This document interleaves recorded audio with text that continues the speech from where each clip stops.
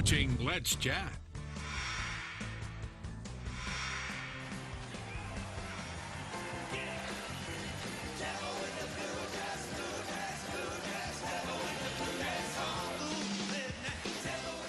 Yes, indeed. You've heard that song for generations now. That and many other great ones brought to you by the one and only Mitch Ryder. Pleased to have Mitch Ryder and his lovely wife, Megan, in the studio. Mitch, nice to meet you. Thank Megan, you. how are you?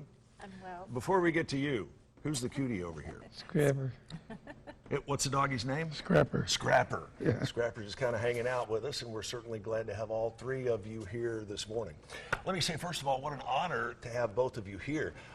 Mitch and his wife, Megan, are now living in and around the Chattanooga area, and you're actually a native, right? Yes, sir. Graduated from Lakeview, Fort Oglethorpe High School in 1976. I just gave away my age. How did you get hooked up with him? Long story. Short story. Short story, all right.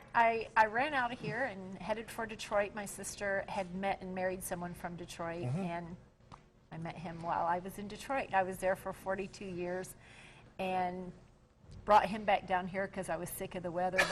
But as I like to tell him, I ran north, snagged the best Yankee guy I could find, and drug him back home. Drug him back down south. We're certainly glad you did. We're going to be talking about why Mitch is here coming up in just a few minutes, but just a quick look back at your history. It's amazing. I mean, you were the last individual to perform with Otis Redding. Yeah, that was sad, really. What was he like?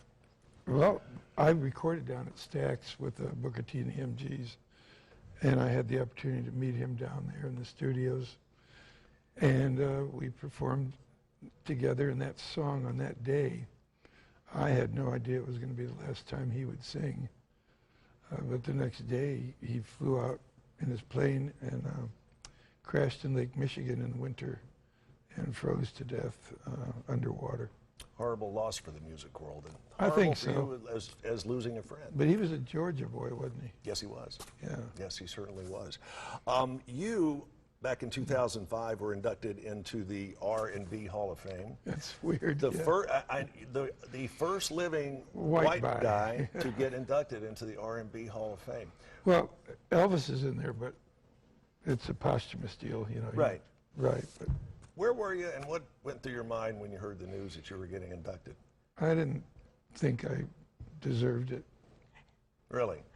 Well, you know, there's a big difference in the way you interpret music, and R&B has been sort of a closed camp. A lot of people, once they have had several hits and they have done the tours and this, that, and the other, they're tired of it. You seem to get more energetic in your performances as the years go on. As the years go on, you appreciate it more, I think. You appreciate your accomplishments, and you really value the time you have left, and so you want to make the best you can of it. You got some incredible albums under the belt. I mean, as recently as Detroit Breakdown. Yeah, that's a good one. That's on Cleopatra Records out of L.A. And a lot of people don't realize it, but you have a Christmas album out.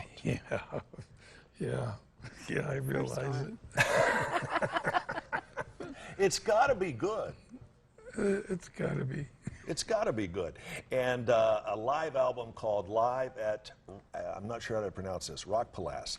Oh, Rock Palace, yeah. South. Megan, you did good by bringing the Detroit boy down here. Tell me about the musicians that are going to be joining you at the UTC Fine Arts Center. Yes, sir. There's going to be Jason Lyles on guitar, Amanda Cagle on keys, Right. Michael Andrews on the bass, and Johnny Smith on drums. All incredibly Johnny's talented. got his own studios, and he's got a big operation here in Chattanooga.